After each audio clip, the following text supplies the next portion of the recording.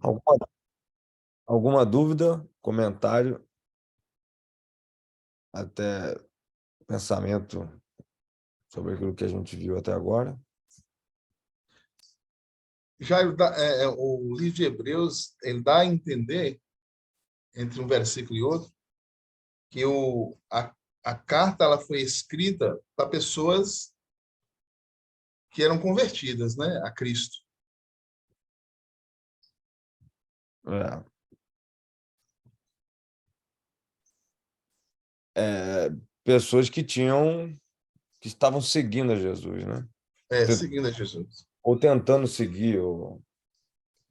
Embora, Paulo, assim, mais e mais no Novo Testamento, assim, o que aconteceu com o judaísmo, né?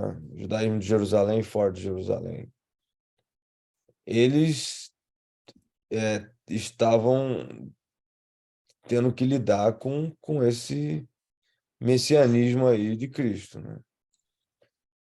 Então, Tiago, quando recebe Paulo em Jerusalém, antes dele ser preso, né? Ele fala: você está ciente de quantos da nossa fé, quantos dos nossos irmãos têm abraçado a fé, né? Então, o problema é, assim, a gente não tem tanto material para isso, né? Na história, não. Mas é, Jerusalém estava fervendo, né? Tava igual o Brasil, assim. Estava muito, muito, muito agitado pelas questões nacionalistas, né? O Messias, ele era o cara para ser o libertador de Israel, né? Então, toda a questão que circundou, que gerou a queda de Jerusalém, ela tava ali, beirando a igreja também. Então, uma das razões que o povo não tolerava Paulo é porque ele soava antinacionalista, né? Contrário à lei, contrário aos princípios. E a igreja andou meio nesse debate aí, né? Do que fazer com os romanos, o que era. E a verdade, né? É que Jerusalém não cai por causa de um problema menor, né? Assim, havia uma revolta com força ali. E o cristianismo, e ele estava dentro dessa bagunça, né? Então, o que eu quero dizer com isso? É difícil até delinear, né? O que era o movimento nacionalista dentro do judaísmo versus messianismo, né? Há uma possibilidade de se pensar até que toda esse encontrar de força, né, para a revolta é, foi em parte, ou se não em grande parte, né, encontrado no próprio aspecto de Jesus era o Messias, né? Mas é meio confuso isso, é um capítulo que a gente não sabe da história direito, porque o cristianismo pode ter um efeito, e teve, né, no judaísmo, né, de reerguer o judaísmo de alguma forma. Por exemplo, a canonização, você sabe disso, né, do Velho Testamento, ela não da Torá, mas, né, se bem que a Torá também, com Deuteronômio e tudo, foi posterior, mas foi em decorrência do crescimento do cristianismo, né? Os judeus começaram a ver essa necessidade de canonizar os escritos deles também, né? De uma forma, porque senão os judeus iam ter uma Bíblia de 100 volumes hoje, né? Mas, Canonizar e organizar, né? exato, de organizar, não foi? Assim, esse capítulo da história. Então, o cristianismo ele impulsionou o judaísmo em muitos aspectos. Mas a própria questão nacionalista,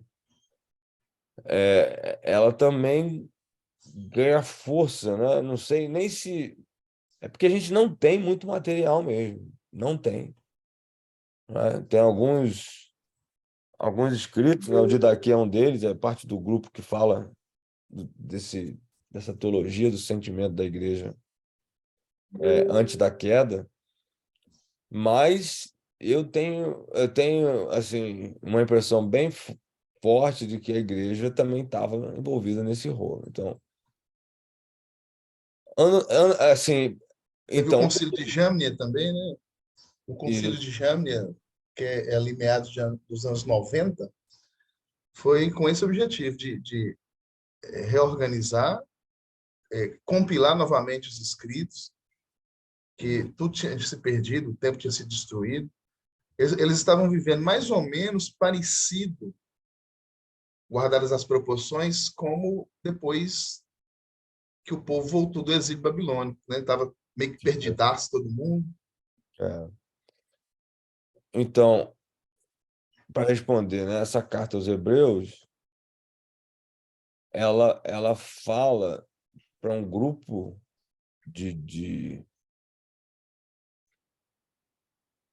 assim, o termo Hebreus, a gente até falei um pouco sobre isso no início, né? O termo hebreu, você sabe disso, é um termo antigo, né? Depois da divisão do reino, os judeus, os judeus são aqueles que são de Judá, né?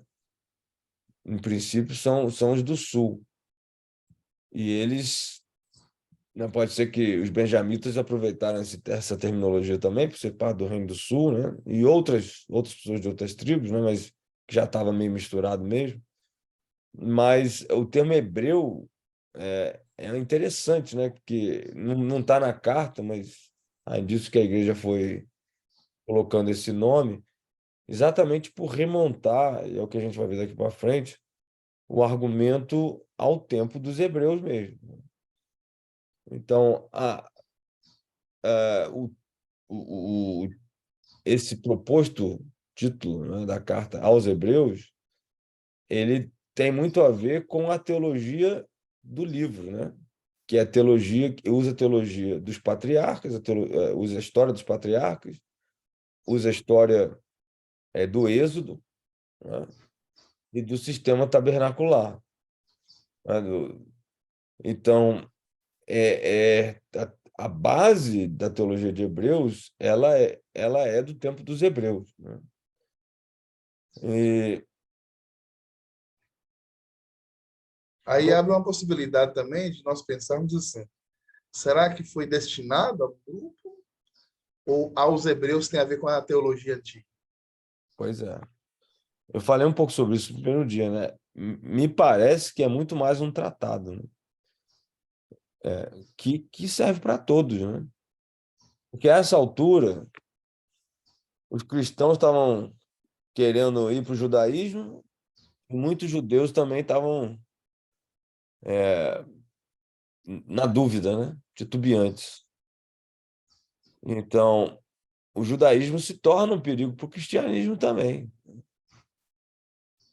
Gálatas, né? A carta aos Gálatas é uma carta para gentios, mas o grande problema deles era voltar, né? Voltar não, ir para os costumes judaicos, né? Apesar que alguns debatem que guardar festas e tal poderiam ser costumes gentios, mas ele fala de sábados também, né? E sábado é uma coisa extremamente judaica. Há esse debate aí no livro de Gálatas. Então, é, eu prefiro, assim, é claro que isso é importante, mas não é tão essencial assim, mas eu prefiro pensar que é realmente um tratado para um cristianismo mais elevado, né? Com um entendimento profundo da importância da história, do momento histórico, né, do povo hebreu e colocar uma pedra sobre o assunto, né, dessa volta ao judaísmo ou da volta para aqueles que eram judeus mesmo, né, ou dessa aproximação, da parte dos cristãos, né? Eu fiz essa colocação porque eu também penso que seja um tratado no aspecto do que ele está cuidando na carta, que são questões antigas, do Antigo Testamento, né? Só que a palavra retroceder na carta, eu percebo a ideia do autor dizendo assim, não retroceda, não faça como os pais fizeram no deserto. Então, eu também penso que tem um grupo específico ali que estava voltando a essa realidade. Os judeus estavam no mundo todo, né? Mas a igreja aqui já era uma igreja formada de pessoas gentílicas e judaicas, né? O Joseph Schuller, ele é messiânico, né? E ele tem uma igreja em Jerusalém. Eu estava ouvindo ele no outro dia, a igreja dele em Jerusalém tem judeus, mas tem árabes e tem gente de tudo que é lugar do mundo. Tem até brasileiro. Então, é porque talvez no Brasil seja difícil de entender isso. Mas a realidade da igreja nesse mundo, não é mundo de várias culturas, né? Esse mundo antigo que absorve muitas culturas, é realmente multiétnico. A igreja já era multiétnica, ela tinha judeus e não judeus. Então, eu não consigo encontrar, assim, a gente fala de destinatário de uma carta. Para onde que ele mandou essa carta? Entendeu? Para onde ele estaria mandando essa carta? Para Jerusalém? Uma carta aberta? Isso não existe, né? Não tinha e-mail na época, não tinha Facebook, não tinha Instagram. Então, se ele escreveu algo para ser enviado, para ser lido, como os evangelhos e tudo, eu acredito que é para a igreja no sentido geral, né? E os judeus, aproveitando isso aqui, não messiânicos ainda também, né? Mas provavelmente isso deve ter circulado na mão dos crentes. Mas, Os pastor hebreus Jair, não iam ficar copiando essa carta. Você acha que os hebreus. Ah, não tem esse mercado, não tem essa trajetória da carta. Tá entendendo, Paulo? Porque se foi um destinatário preciso, quem é que foi? Onde que seria que só tem hebreus para ser, né? Desculpa, Abraão. Mas muito provavelmente era um livro como os outros que Lucas tinha escrito, que se tornou essencial, né, para aprendizado da igreja, né, para homilia até no sentido, né, da prática do culto. E, e aí ele escreveu um livro para isso, né? Claro que por causa da teologia, isso é uma pancada para os hebreus, para os judeus, mas eu só tenho essa dificuldade das judeus da diáspora, por exemplo. Isso não funciona bem assim, né? Porque como é que é o que eu estou falando, como é que você vai trazer essa carta? Eles vão ler na sinagoga, vão incorporar na leitura deles no Shabat? Não me parece que isso iria acontecer, né? A não ser que fosse uma sinagoga cristã. Então, é para a igreja usar para o judaísmo, né? Nesse sentido. Tá entendendo a diferença aqui? Assim, como é que você explica isso? Eu não consigo ver a dinâmica dele escrever um negócio para quem que ele envia. Então, eu acho que a essa altura ele já era consagrado como autor e foi um terceiro volume teológico que abordou a questão do judaísmo diretamente, como se você escrevesse, Paulo, um, um livreto para falar de Testemunho de Jeová, por exemplo. É para os Testemunhos de Jeová? Mas na verdade é para a igreja usar para os Testemunhos de Jeová, tá entendendo? É assim, tem uma triangulação aí que precisa existir, porque senão não faz sentido, porque os judeus não vão receber essa carta e ler em sinagoga, né? Então, é isso, Gabriel. mas o pastor Jairo, o Allen, no seu livro, a apostila que nós recebemos, ele dá uma ideia de que o título aos Hebreus é uma carta que não foi para todo mundo na igreja, foi para um grupo seleto que estava causando dificuldade na igreja, que era composta de judeus, de hebreus, e Sim. pelo menos dá a entender isso, né? Que era para um grupo seleto, não era nem para a igreja toda. Né? É, eu acho que é um pouquinho mais universal, porque o problema do judaísmo era universal, né? E se ele usou para um problema local, apesar de que é muito, muito, muito, muito trabalho teológico, acadêmico, né? Hebreus não é um livro simples, ele gastou muita energia. E ele trabalha teologia, não é? Ele tem a parte aplicada ministerial, que acho que é isso que aponta para essa direção, né? Mas a teologia dele, Abraão, não surgiu de um casinho doméstico, não. Entendeu? Essa teologia de Lucas, vamos supor que ele tenha sido motivado, ele é da igreja, da primeirinha igreja batista né, de fala aí de Lucas, ele estava, né, provavelmente, né, ele ficou para trás na Ásia, em algum lugar, talvez Éfeso mesmo, né? Aí vamos supor que a igreja de Éfeso estava tendo esse problema.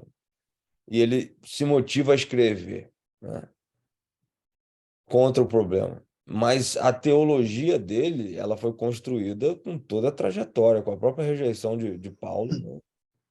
E o problema não é um problema exclusivo de uma igreja, entendeu?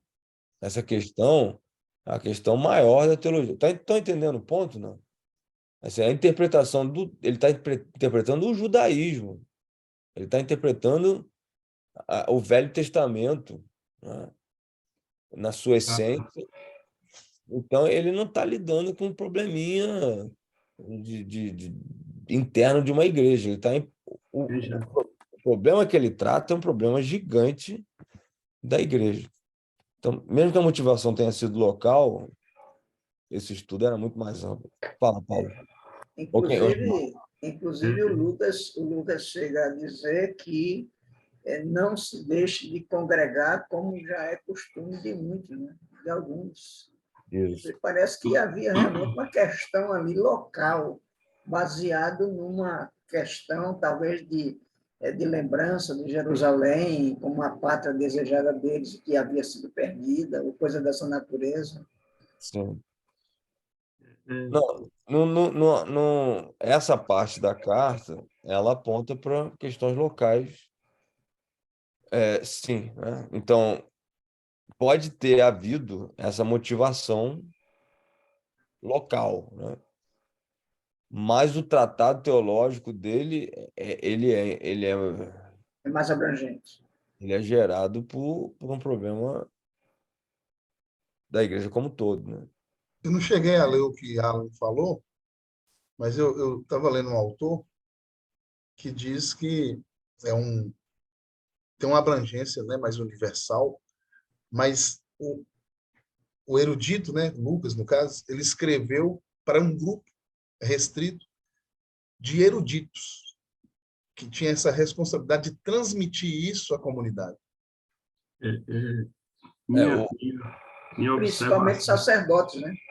Sim, minha observação aqui é a seguinte: se o próprio Pedro teve dificuldade em relação aos gentios na igreja, imagina os demais. Você já parou para pensar nisso? O próprio Pedro teve essa dificuldade, né? Atos 10 narra essa questão. Logo em seguida, Paulo faz a exortação aos Gálatas. E assim, a data de Hebreus, né, ali entre quase a mesma data, mas a gente observa que tinha um grupo de cristãos que não aceitavam o cristianismo da forma como ele veio primeiro.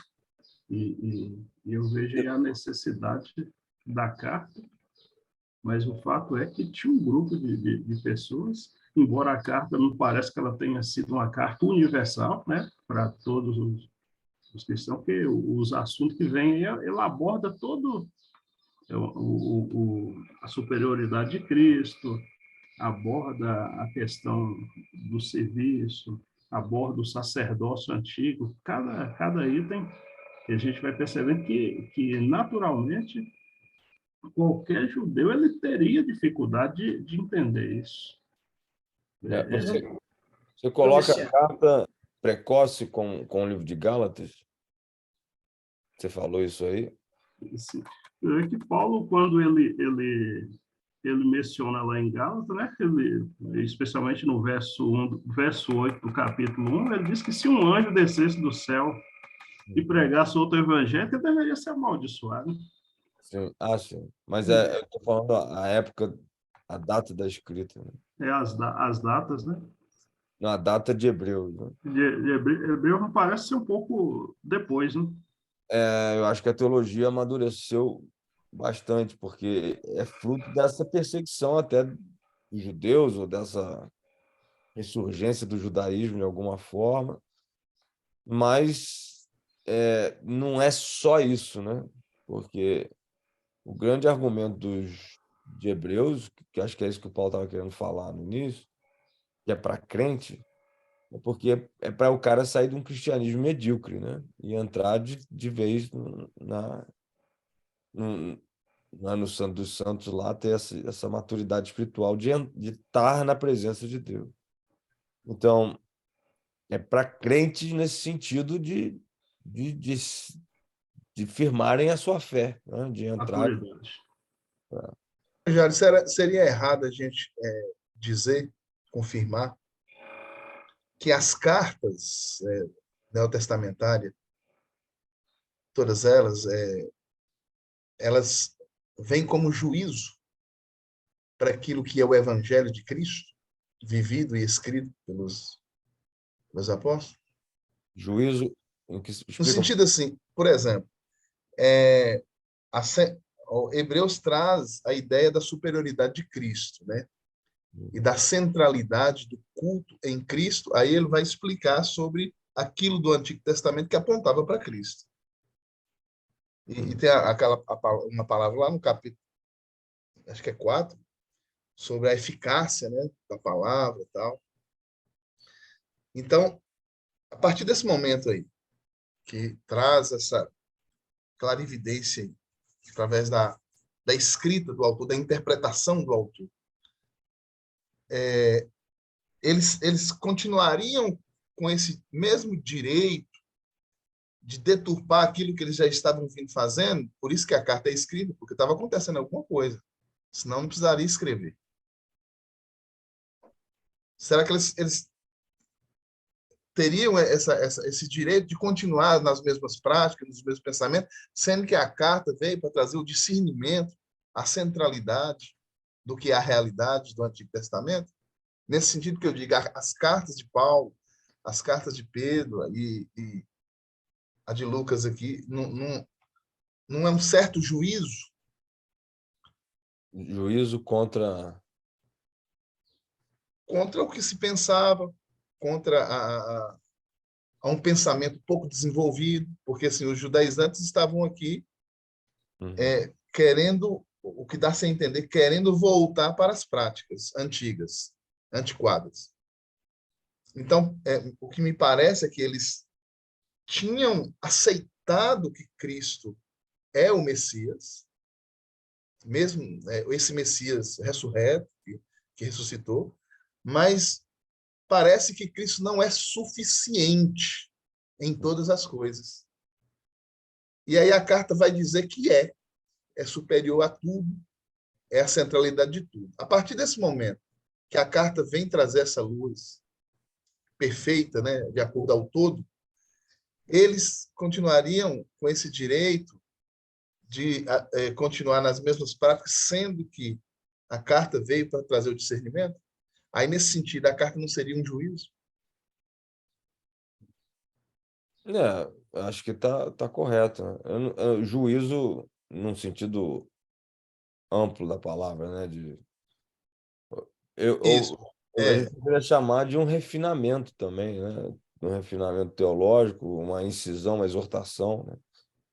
Porque o que ele estava percebendo é que tinha um cristianismo fraco, né? E o judaísmo ele tinha esse objetivo de enfraquecer mesmo o, né, o cristianismo, isso a gente via porque tirava o valor de Cristo, né? Eu tenho falado aqui desde segunda-feira, né, que Hebreus trata do problema do Deus menor, né?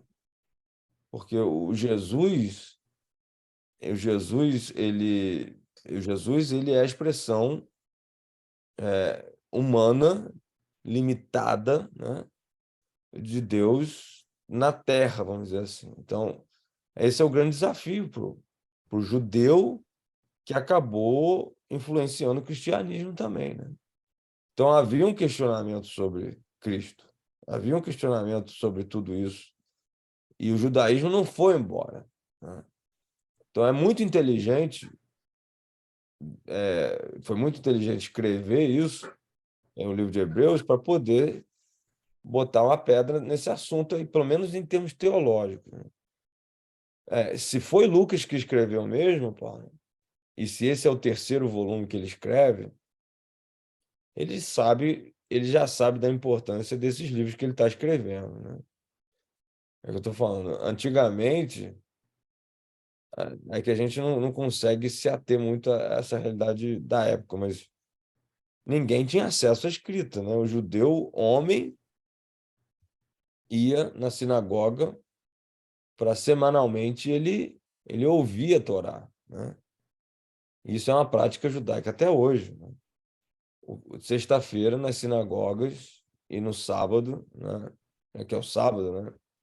No sábado nas sinagogas, o judeu, a parte principal da liturgia deles é a leitura da Torá, a leitura, né? Porque não se lia a Torá se não fosse na sinagoga, ninguém tinha cópiazinha de Torá, né? A não ser que o cara decorasse, ele não podia levar para casa, né? Então, a reunião judaica era muito centrada na leitura da Torá e dos escritos, né, e profetas, assim. Essa era a prática e que a igreja provavelmente também adotou. Então, se é o terceiro volume de Lucas, ele já tem consciência.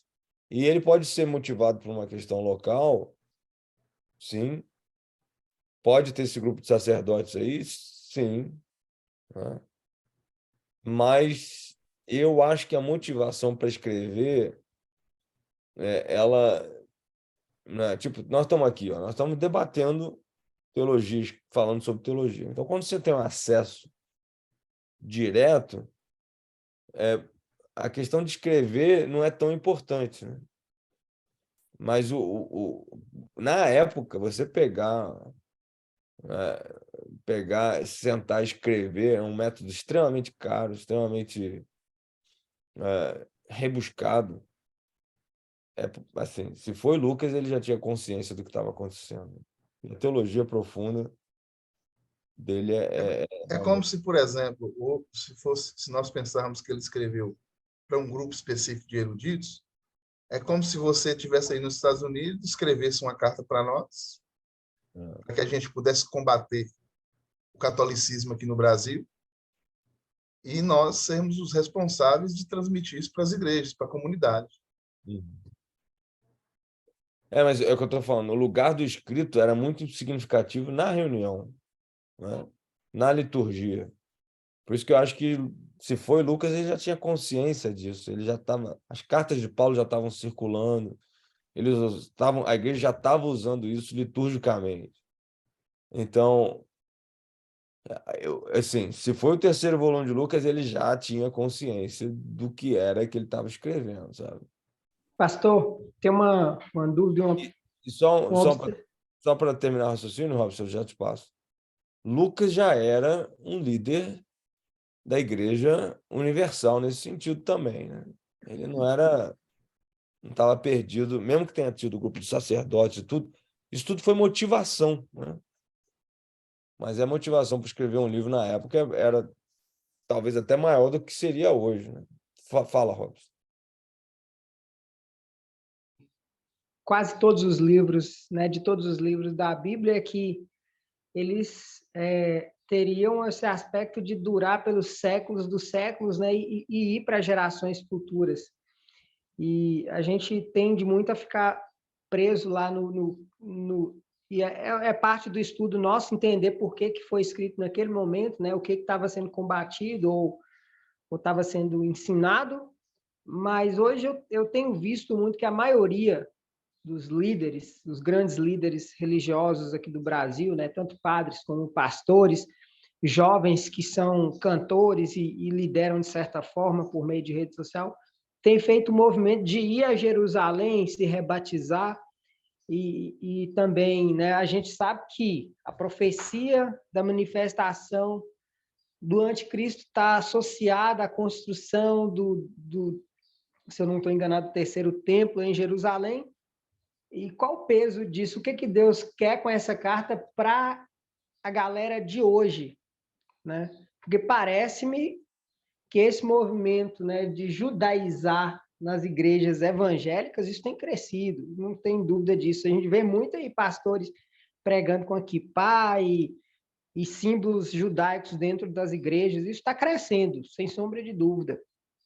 Então, qual a intenção de Deus? Porque se Deus teve a intenção de trazer essa carta para os nossos dias e para que a gente observasse ela bem, acho que Deus quer dizer alguma coisa a respeito do judaísmo para nós nos últimos tempos. Sim. Eu acho que é uma observação que a gente teria que fazer também. Sim. O véu que se rasga, né, é muito significativo, é esse que ele vai usar, né? Então, imagina um templo com véu rasgado. Todo o sistema judaico cai, né? É muito inteligente o argumento de Hebreus. Muito, muito inteligente, né? Ele destrói o judaísmo. Porque se o véu está rasgado, se você tem acesso ao Santo dos Santos, para que você vai voltar para aquela prática toda lá, né? Então, ele vê no tabernáculo, no judaísmo, um ovo que tem um pinto dentro que eclode e nasce, né? Então, ele rompe e já acabou, né? Isso é bem paulino, né? Assim, só que ele é mais sutil, o argumento é muito mais elaborado, né? Mas se todo mundo entra no Santo dos Santos agora, acabou o sacerdócio, acabou o sistema religioso judaico, acabou aquilo tudo, né? Então, é muito fantástico o argumento, né? Muito inteligente. E não combate assim com tanta veemência, né? Judaísmo, não está ali igual Paulo metendo a faca no pescoço dos judaizantes, mas é um argumento nuclear, né? Uma bomba nuclear para o judaísmo, né? Então, quem leu isso aqui e entendeu, vai deixar para trás qualquer tendência, né, judaizante. Vamos terminar o capítulo 2. A gente está bem atrasado, né? Mas primeira semana acho que é assim mesmo. Nós paramos no versículo De número 8. 8? Foi. Não foi um pouquinho mais, não? Foi, Eu não? acho que Oi? as outras foram expressões de referência, né? Não, a gente não foi no 12, não? 13?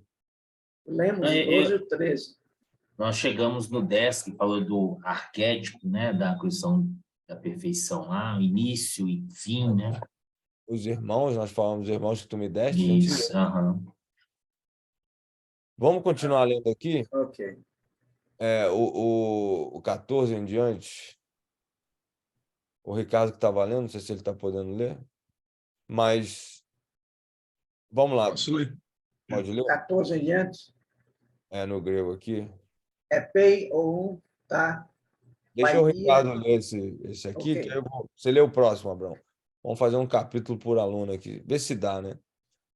Vê se ele terminar a exegese aqui do 2. Obrigado. Vamos lá, então.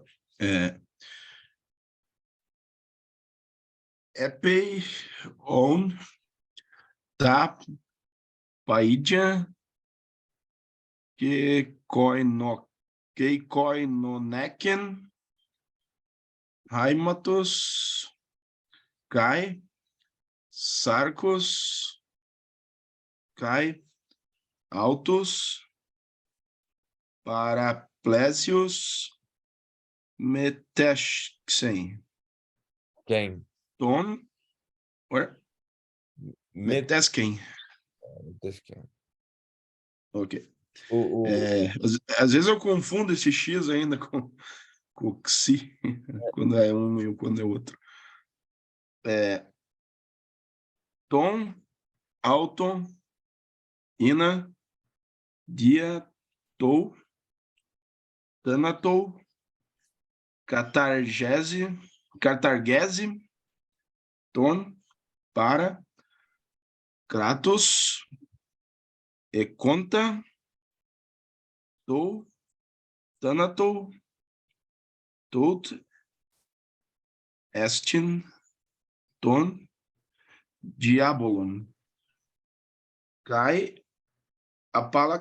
apalaxe, totus, os dois L's. ossoi, Ah, tá, vai lá.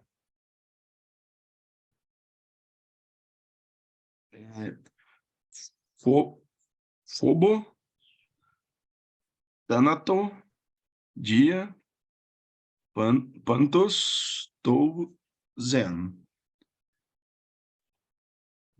Enokoi, exan, douleias, ou gar, de, ou angulan. Epilambanetai, ala, spermatus. Abran, epilambanetai, item, ofeilen, Rotten. maten. Quando tem um acento, fica tipo um H, assim. Não, é a vírgulazinha que é o H, né? Aham, A vírgula ao tá contrário. ok. Beleza. Ofeilen, gata, planta, tois, adelphos, homoiotenai, ina,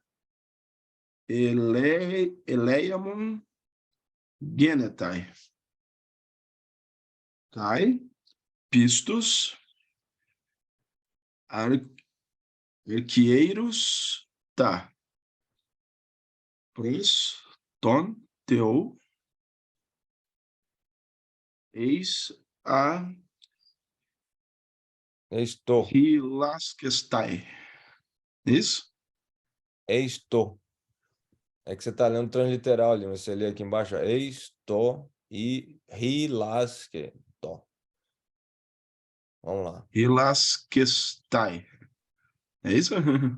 Isso. Tá. Das amartias do lau Lá, ó. en Pode ir? lugar pepoten altos peirastes dinatai tois peirazomenóis boetesai. Muito bem. Vamos lá. A tradução do 13, né? Deixa eu tirar essa imagem aqui. Ele estava falando dos irmãos, né? De todas as crianças que Deus lhe deu. E aí ele vai entrar, e eu quero ouvir vocês aí, o que é essa participação do sangue da carne, do pai dia, né? Então, portanto, né? esses filhos, essas crianças, né? O Abraão chamou a atenção para isso ontem, mas é porque aqui está sendo traduzido, às vezes o inglês, né? A palavra filhos é traduzido como crianças, né? E aqui em inglês você pergunta para a pessoa quantas crianças você tem, né? How many children you have, né? Então, eu tenho um filho de 27 anos, ele ainda é meu my child, né? Que é uma palavra para filho, mas em inglês se fala criança. É mais, então você tem a palavra técnica, mas tem também paidia. E essa aqui, ela faz alusão ao aspecto imaturo, né? Infantil, mesmo, né? Uma criança mais nova, tá vendo aqui, né? Então, menino, né? A palavra traduzida como menino, acho que faz sentido para nós, né? Até criança recém-nascida e tudo é usado esse termo. Então, ele está falando de crianças pequenas, né? E que participam nesse sangue e a carne. O que seria isso? Ele também, ele igualmente, né? Metesken, ele compartilhou, participou das mesmas coisas, né? Ter parte, né? Partilho, participo, sou membro. Meta, eco, né? Meta é sempre o prefixo que tem a ver com andar junto, né? De estar do lado. E ser participante, né? Uma expressão que a gente ouve na Bíblia algumas vezes. Das mesmas coisas, para que através da sua morte ele pudesse destruir o Kratos. O que é Kratos? A Bíblia de vocês traduz como Kratos? Poder, força, o domínio, esse poder que a morte, né? Que a morte tinha, né? É um particípio aqui, né? Então, esse poder que estava sendo segurado pela morte, né? A melhor tradução seria essa, estava sendo mantido pela morte,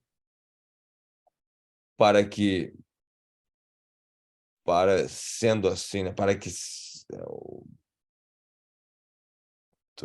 então aqui é o verbo ser, mas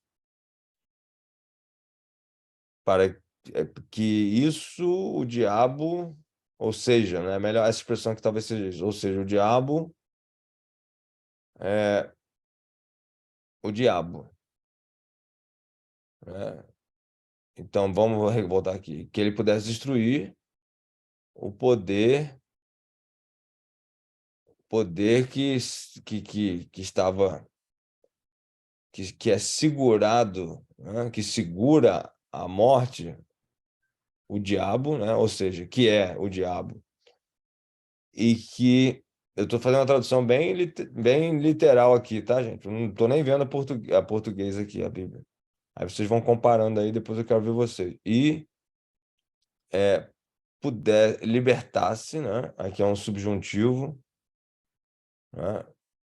E libertar-se aqueles que tinham medo da morte, né? Ou que tendo medo da morte, né? É um dativo, aqueles que tendo medo da morte através de todas as coisas, disso tudo na vida deles, né?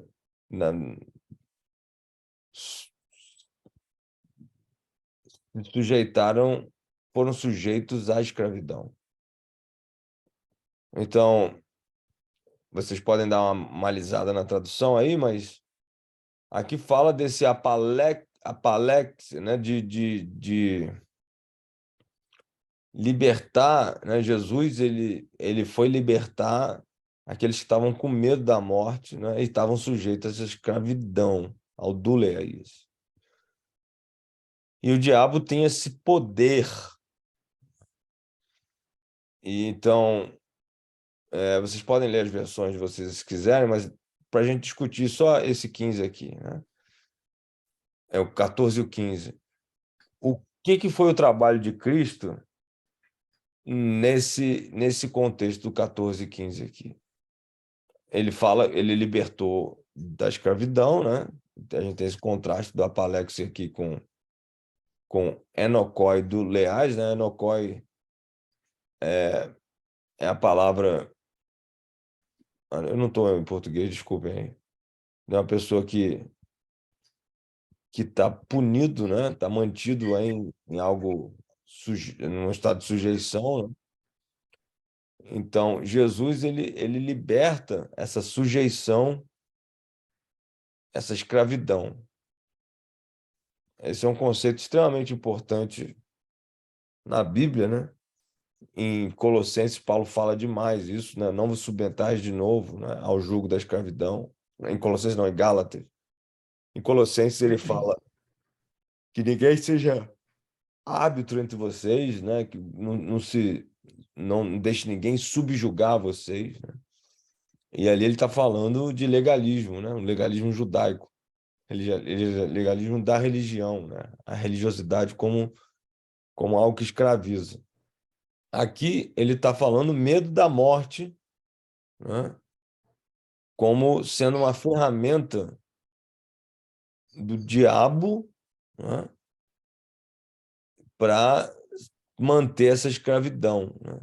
Então é o poder que é mantido pela morte, né? Ou que se mantém, que o diabo mantém, né, na morte, algo assim.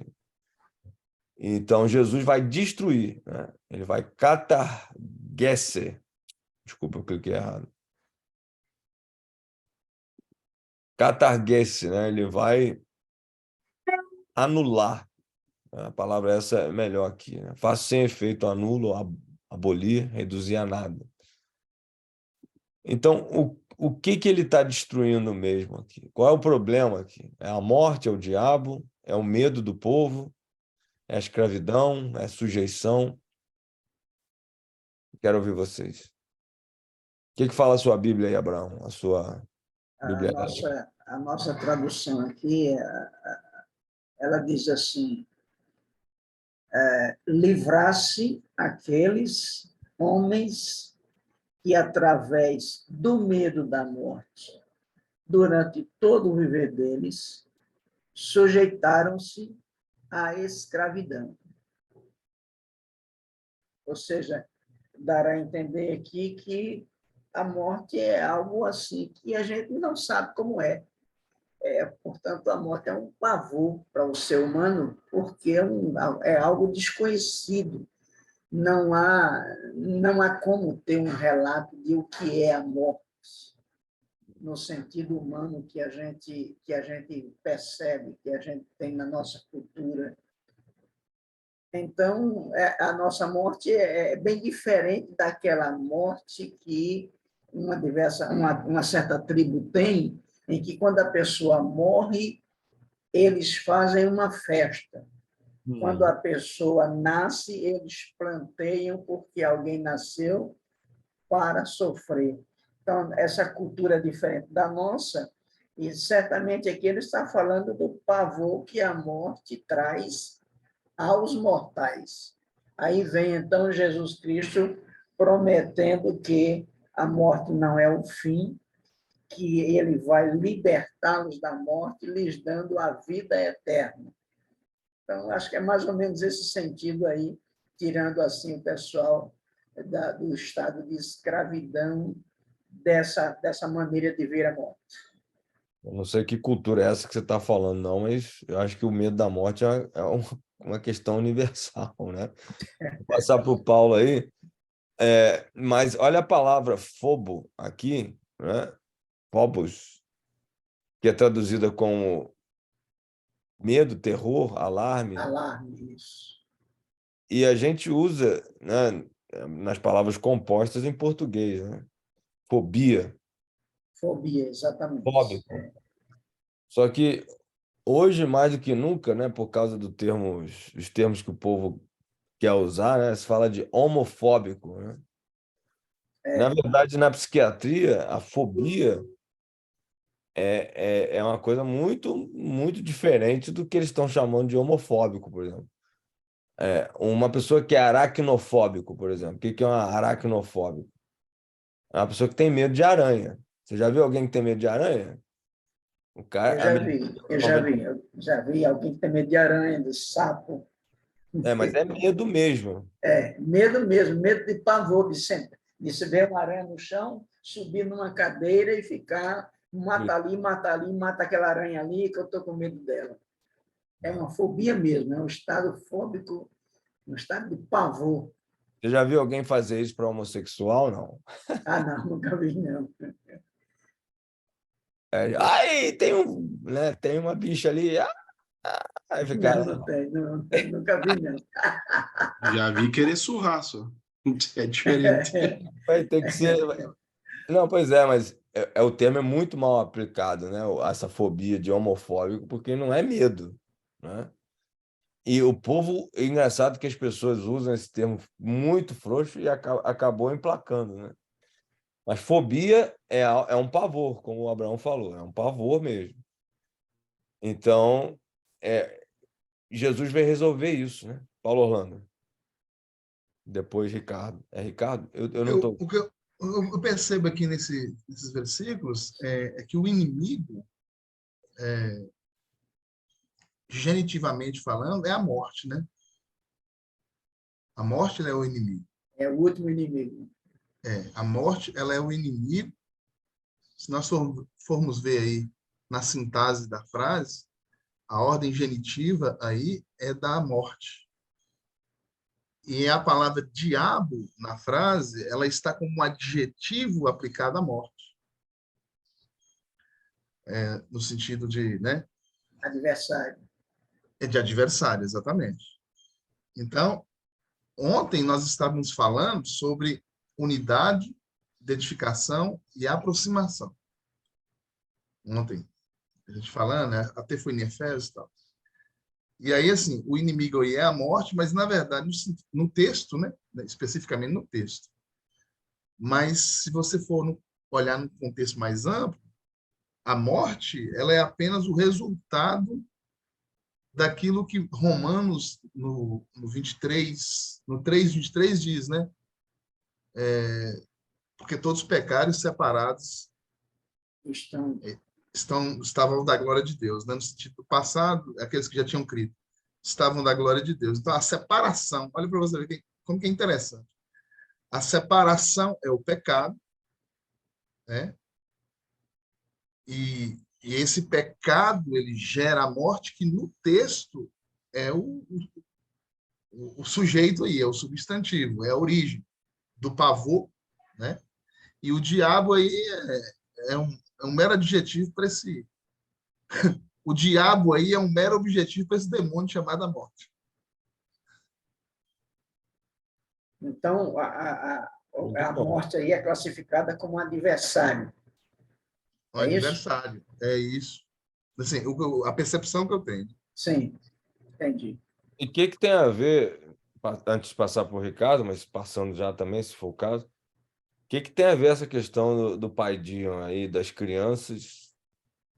Porque o contexto está trazendo a ideia de Jesus abraçando seus irmãos, e agora ele fala que essas crianças, né, esses meninos até, e é um termo que Hebreus usa muito, né? Vai usar de novo, vou ter que dar leite para vocês beberem de novo e tal.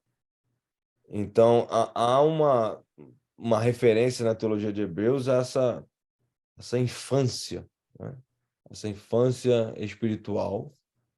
E é muito engraçado que está indo com o termo medo da morte, né? Quem é pai aqui, ou já teve filho pequeno, pode facilmente remeter, né, a criança que tem um pesadelo, tem essa preocupação, né, com a morte, o medo de morrer. Eu lembro que eu tinha isso quando era criança, e era bem forte, né? E, Sonho, né? À noite a gente sonha, morrendo. e isso é uma realidade da infância, né? E não só da infância, né? Você carrega isso para a vida como uma verdadeira fobia, né? O que é isso aí, Paulo? Onde é que entra esse aspecto da infância com medo da morte, isso que você falou agora? Como é que isso corrobora aí? Porque é isso que ele está falando, ele está trazendo esse argumento. Eu acredito que essa ideia de paidia aí, de crianças, tem a ver com o momento da iniciação. Uma palavra que a gente usa, iniciação, no sentido mais ritualístico, né? Mas no sentido da compreensão da entrada dentro do entendimento de que Cristo é esse mesmo, que é o Redentor, que é aquele que cumpriu perfeitamente todas as coisas. É aqueles que iniciaram. A gente volta um pouquinho no que a gente estava falando antes. A carta foi para quem? Olha como que a própria carta faz um jogo incrível que a gente muitas vezes fica confuso. Lá no 5:12, ele vai dizer assim, ó, vocês eram para ser mestres, e aí vocês estão ainda querendo leite, né?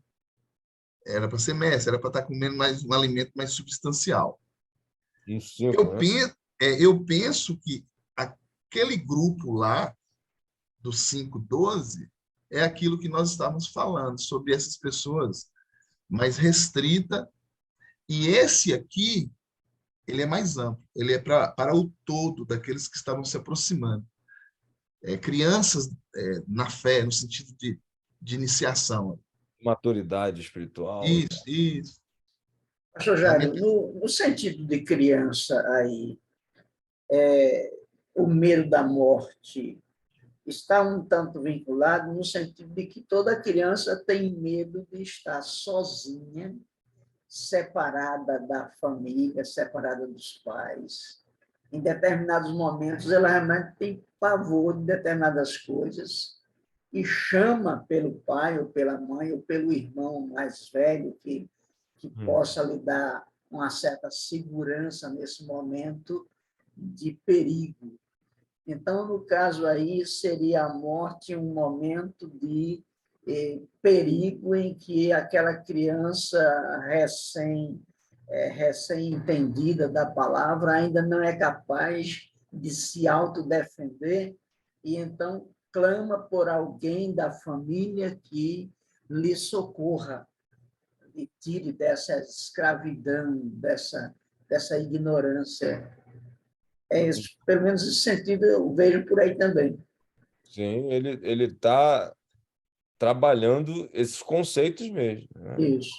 Qual é o grande objetivo de Hebreus? Está cedo, né? A gente está ainda alguns capítulos, mas ele está desenvolvendo essa ideia.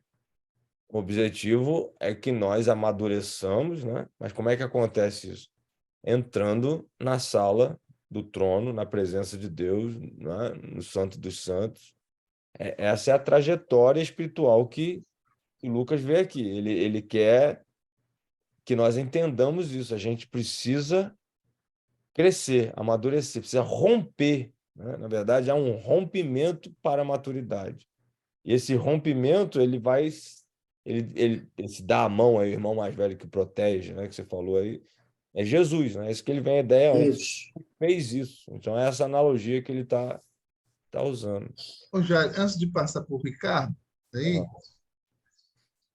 Jesus, engraçado essa identificação, né? Me parece que o Lucas está querendo que as pessoas que vão ver a carta, ao mesmo tempo que eles precisam se desenvolver e amadurecer, que eles poderiam também entender a condição de Jesus também. Porque Jesus, ele foi né, ele foi frontal, ele enfrentou tudo mesmo, mas quando chega ali no Getsemane, ele tremeu, né? Ali ele sentiu o terror de uma realidade que viria, que ele tinha consciência, né? Enfrentar ali a morte.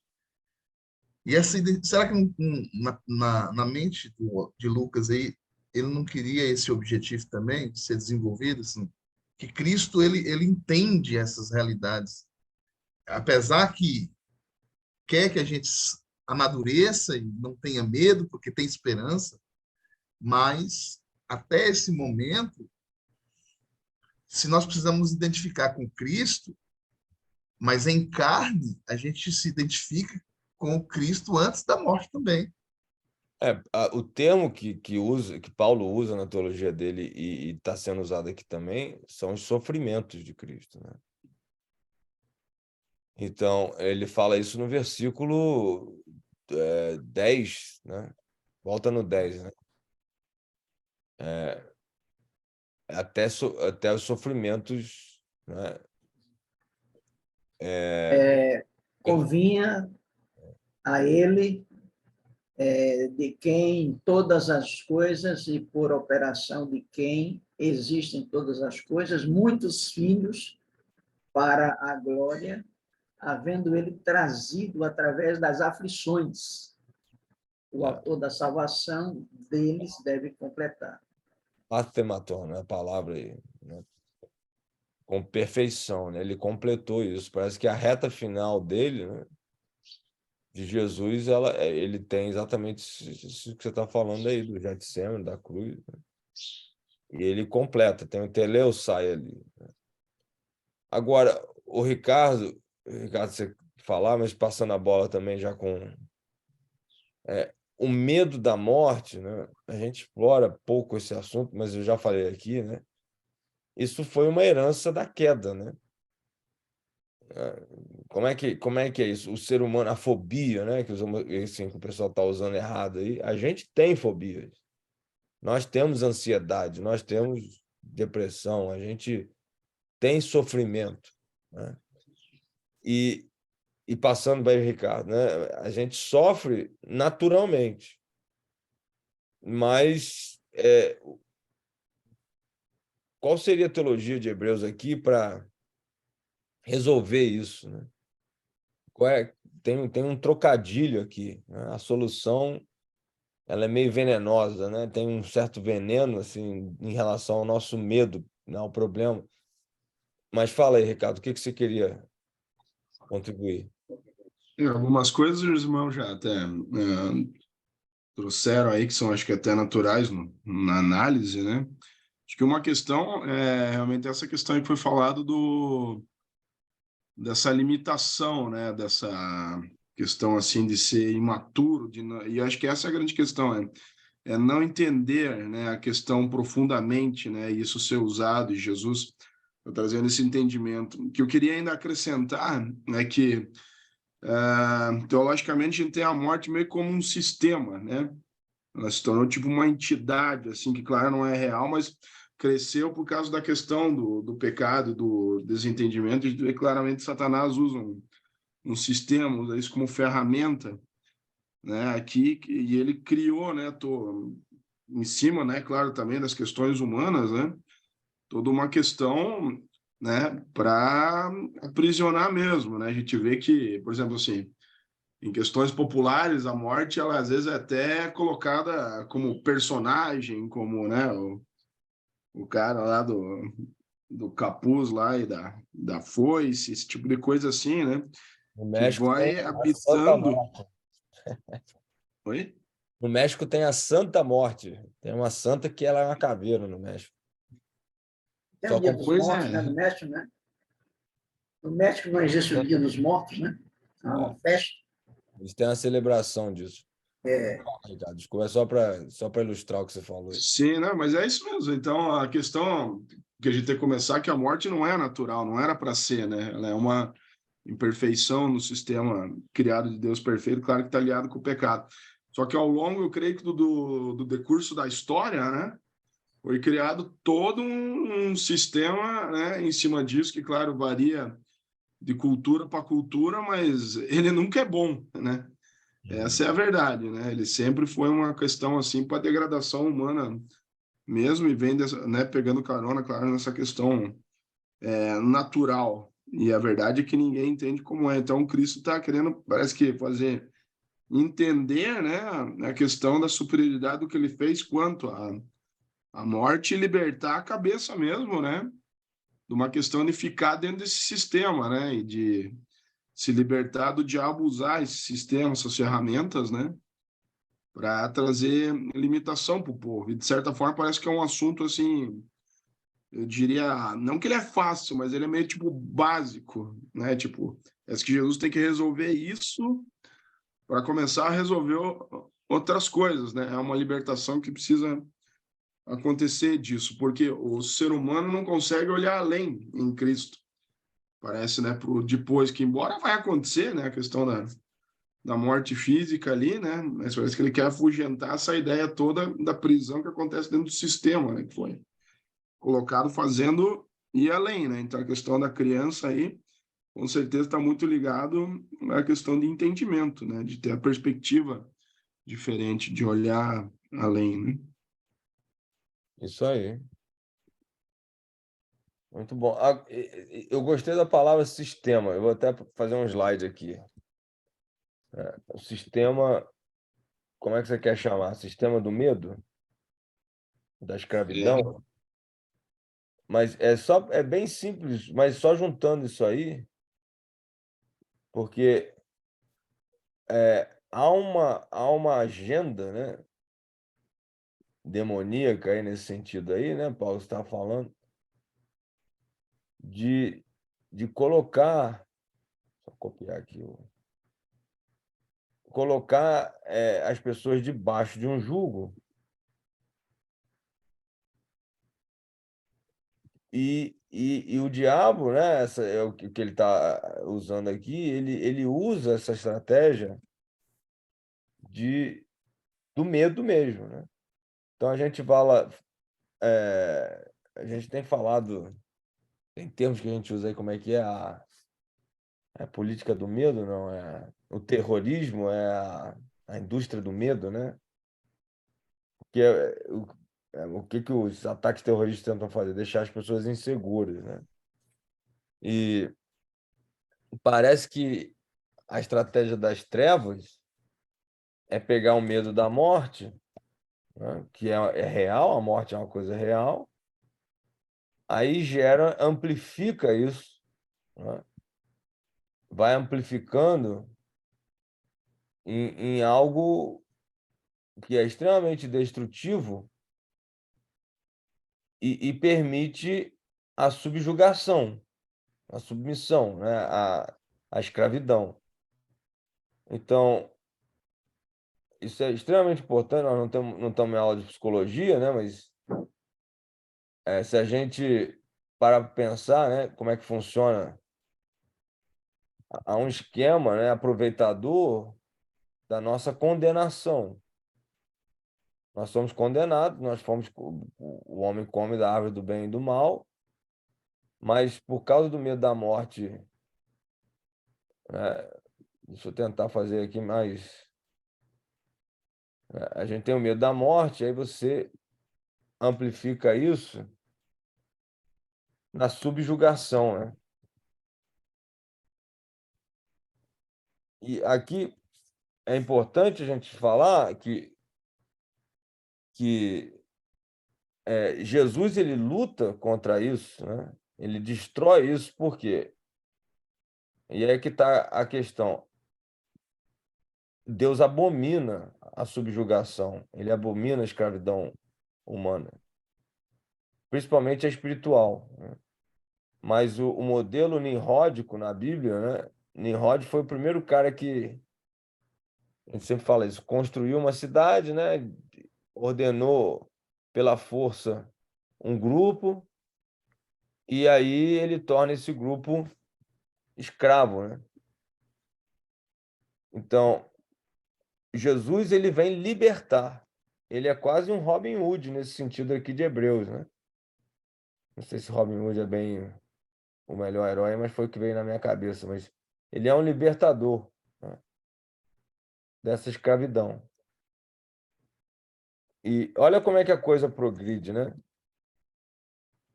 Olha como é que a coisa progride. Estavam falando de Gálatas, em Gálatas a gente tem muito isso também.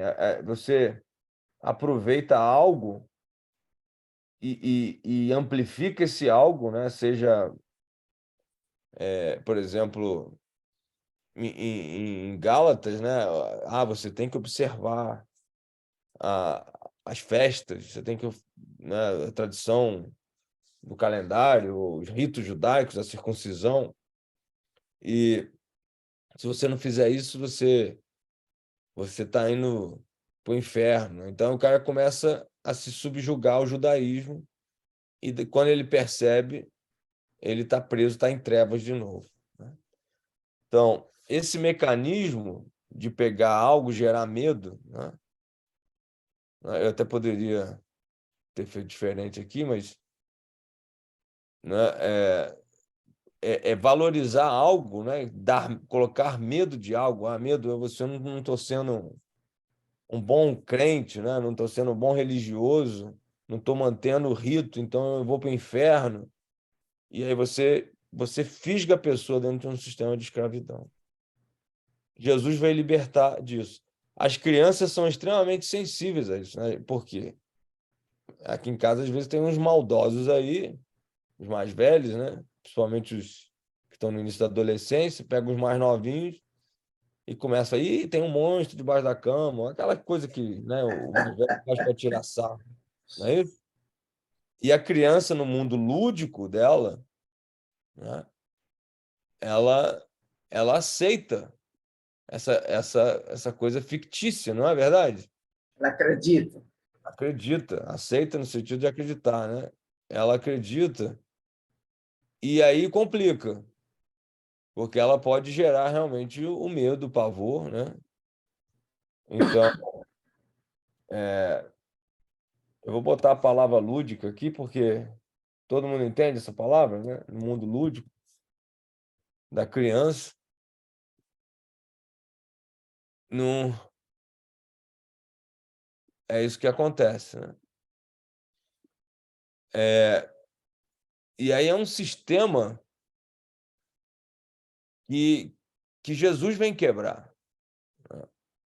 Agora, qual é o risco da gente estar fazendo isso dentro da religião, né? Não é bem o ponto aqui, né? Porque nós não estamos em Gálatas ou Colossenses, mas Lucas ele vai usar uma outra coisa que é para acabar com isso aqui de vez, né? Ele vai